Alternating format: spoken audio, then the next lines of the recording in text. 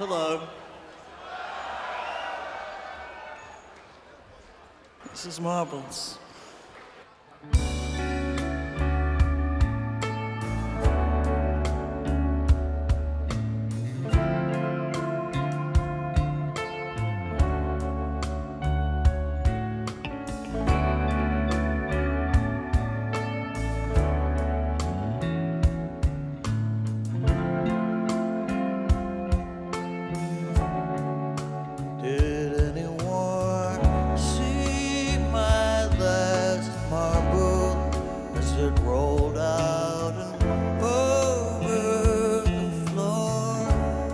You know, normally I'd go, 20 years, it seems like only yesterday, but it does seem like 20 years ago, I think, to me.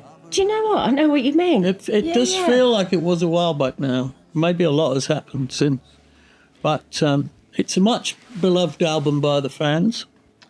And it was a kind of, if we have milestones, I think it was a bit of a milestone, Marbles. It was a tremendous pre-order. I remember that. It was our first real, after Anorachnophobia, it was massive pre-order. We also did the marketing and... Yeah, the minis in Germany and all of that. Yeah. And the car wrapping. Wrap the cars. Was that Marbles? Yeah. Wasn't it? Huge tour. Huge tour. The Invisible Man for the first time.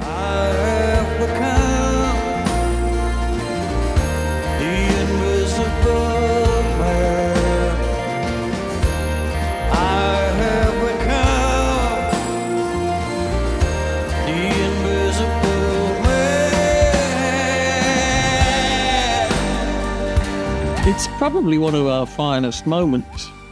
Whether it's my favourite song on the album, it's probably the one I'm proudest of. It's strange because there are songs that are my favourites to perform live and songs that are my favourite to play. And then there are songs that I think are more important. And then there are songs that I'm conscious of being big favourites with the boys, and the songs that are big favourites with the girls. And there's a bit of all of that on Marbles, isn't there? Because Fantastic Place is on there. Oh, yeah. And Neverland is on there. You're Gone. You're Gone is my fave. Our biggest hit. Yes, number 7.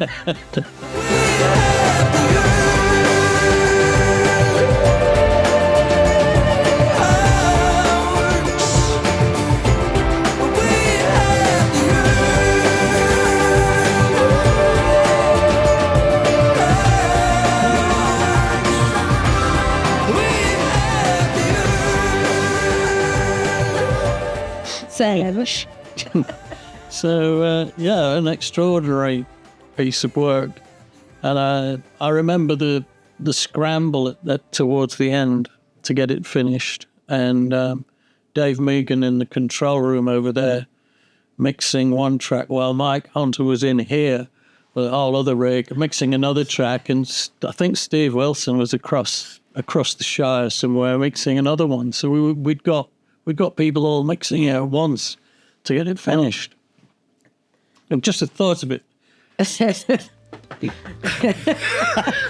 thought of it chokes me up.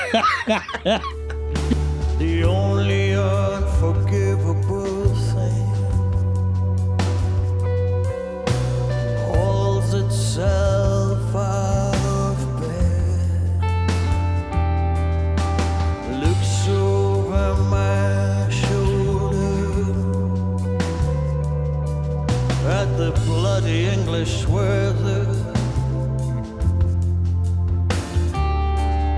The fans I know really love The Only Unforgivable Thing, and you don't play that live very often. That's a great song. I mean, it's a great song about guilt and regret and being haunted. Very pleased with that. And Simon Ward made a great movie to go with it as well when we play it live. But we don't play it live very often. No. I guess we've been resting it a bit.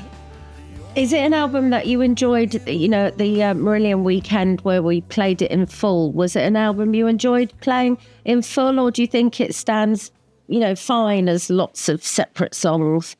Both really. I think you can pull songs out of it that work really well in isolation.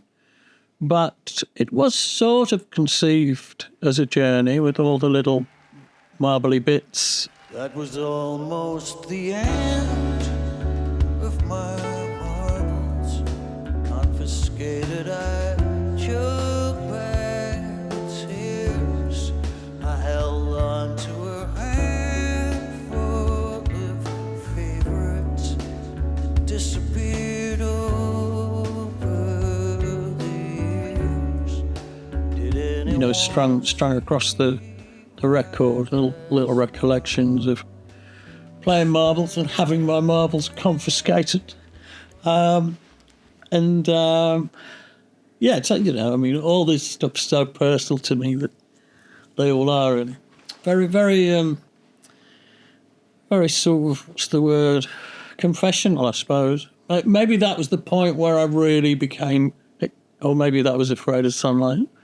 But I was getting more and more confessional over the years. I'm running out of things to confess.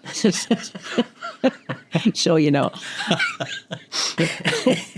I've got a Marbles memory. The one and only time I've been on the cruise to the Edge, and you played Ocean Cloud in the theatre, and the boat was like this. I remember that. And the water on the video behind, it was like, I don't think I can actually watch this band because I was like a bit seasick. Do you remember? Yeah, I remember it absolutely perfectly. It was one of those really special moments in my life, to be honest, playing that song as the entire room Yeah, rolled. it was like this. It was as though it was meant to be. Yeah. It's incredible. Yeah. So it's an album you're still very proud of 20 years later. Very, very proud of.